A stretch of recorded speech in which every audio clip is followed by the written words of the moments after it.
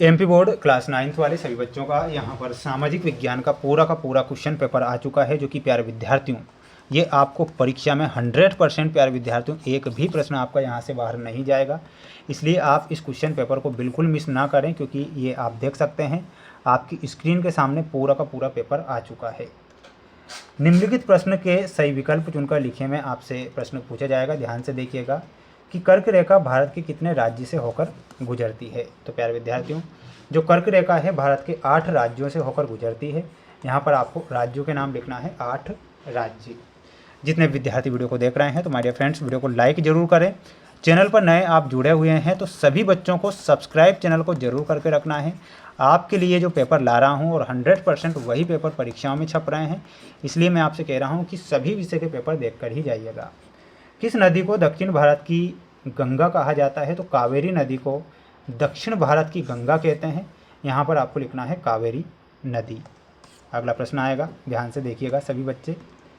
किस देश की पार्लियामेंट को ड्यूमा कहा जाता है? तो रूस की संसद को ड्यूमा के नाम से जाना जाता है। प्रथम विश्व युद्ध में हुई सारी तबाही का जिम्मेदार किसे ठहराया गया था? तो यहाँ पर आपको ध्यान रखना है रूस को ठहराया गया था या जर्मनी को ठहराया गया था। तो यहाँ पर आपका आंसर क्या हो जाएगा? जर्मनी आपका यहाँ पर सही आंसर होगा। ठीक है, तो जर्मनी आप यहाँ पर करेक्ट आंसर के रूप में लिखेंगे। ठीक है, बढ़ेंगे अगले क्वेश्चन की ओर। अगला क्वेश्चन आएगा, ये आप देख सकते हैं। लोकतंत्र जनता के लिए, जनता के द्वारा, जनता का शासन है। उपरोक्त कथन किसका था? तो ये कथन जो था अब्राहम लिंकन का कथन था। तो यहाँ पर आपको लिखना है अब्राहम लिंकन। अगला प्रश्न आएगा, ध्यान से देखिएगा। भारत में बेरोजगारी का सामान्य कारण क्या है? तो जनसंख्या में वृद्धि, दोषपूर्ण शिक्षा प्रणाली और मशीनीकरण। यानी कि इसमें आपको ऑप्शन नंबर डी बताना है। ऑप्शन नंबर डी जो होगा हमारा क्या हो जाएगा? सही आंसर हो जाएगा। ठीक है, ये आप ध्यान रखेंगे। बढ़ेंगे अगले प्रश्न की ओर। अगला प्रश्न ये रहा आपकी स्क्रीन के सामने, जिसमें आपको दिए गए हैं विकल्प वाले रिक्त स्थान वाले क्वेश्चन। देखिएगा, अरब सागर भारत के दिशा में स्थित है। तो अरब सागर भारत की पश्चिम दिशा में स्थित है। तो यहाँ पर आपको क्या लिखना है? पश्चिम। बोल्शेविक क्रांति के फलस्वरूप रूस में का जन्म होता है। तो किसका जन्म होता है? सोवियत संघ का जन्म होता है। बोल्शेविक क्रांति के फलस्वरूप सोवियत संघ, ये लिखना है।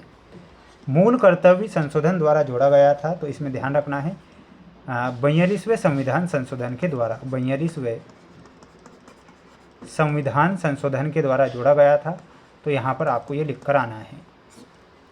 भारत में सबसे बड़ी अपवाह द्रोणी कौन सी है? तो इसमें आपको ध्यान रखना है गंगा नदी। प्रथम विश्व युद्ध के बाद जर्मनी में गणतंत्र की स्थापना हुई। तो वाइमर गणराज्य की स्थापना होती है। तो यहाँ पर आपको क्या लिखना है? वाइमर गणतंत्र की स्थापना होती है। जो क्रियाएं आय प्राप्त करने के लिए की जाती है उन्हें हम क्या कहते हैं? तो उन्हें क्या कहा जाता है? तो यहाँ पर आपको देखिएगा, मैं आंसर बताऊंगा।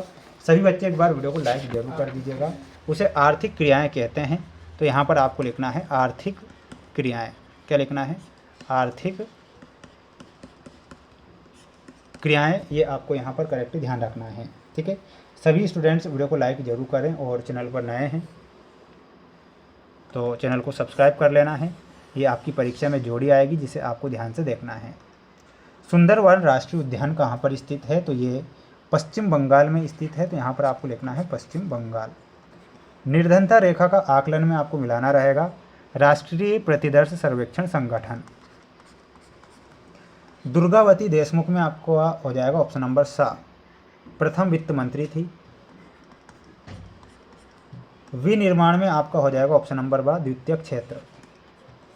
भारत का संविधान बना था 26 नवंबर 1946 को। 26 नवंबर 1949 को तैयार हुआ था। ये ऑप्शन गलत है। तो बिल्कुल यहाँ पर ऑप्शन नंबर 1946, 26 नवंबर 1946। वर्साई की संधि, तो वर्साई की संधि में आपको मिलाना रहेगा जर्मनी। ठीक है, तो ये आपकी जोड़ी है। आप स्क्रीनशॉट ले लें सभी बच्चे जल्दी से। पढ़ेंगे अगले क्वेश्चन की ओर। यह है आपका अगला क्वेश्चन, जिसमें एक वाक्य में उत्तर देना है। वॉल स्ट्रीट एक्सचेंज क्या था? तो प्यारे विद्यार्थियों, वॉल स्ट्रीट एक्सचेंज क्या था यहाँ पर पूछा गया है। तो यहाँ पर आपको लिखना है ये एक शेयर बाजार था। क्या है?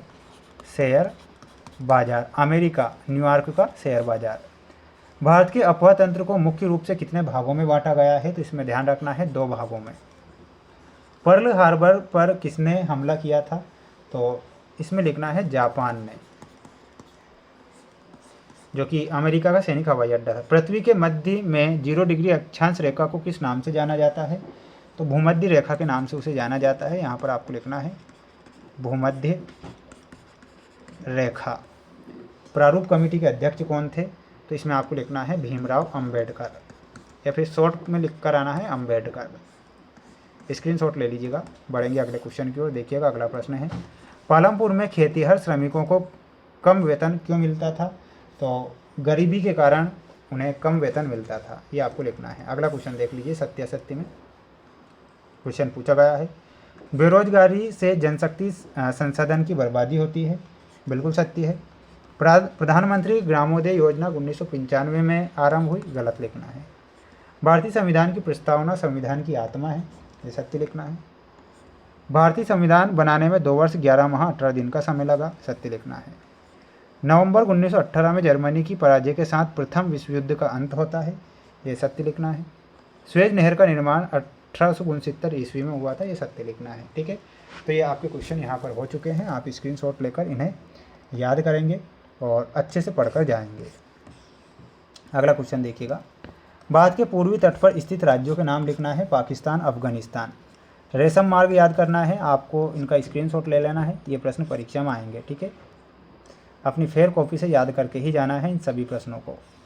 जितने बच्चे वीडियो को देख रहे हैं तो मेरे फ्रेंड्स, इनके आंसर अगर आपको चाहिए तो इनके आंसर मैं आपको नेक्स्ट वीडियो में ज़रूर बताऊंगा। तो सभी बच्चे नेक्स्ट वीडियो के लिए ज़रूर वेट करें, और लाइव क्लास में बताऊंगा, लाइव क्लास में जुड़ जाना, आप निश्चिंत रहे। ये आपका 4था सेट पेपर रहेगा परीक्षा के लिए। तो सभी बच्चों को चैनल को सब्सक्राइब करना है। मिलते हैं नेक्स्ट वीडियो में। जय हिंद, जय भारत।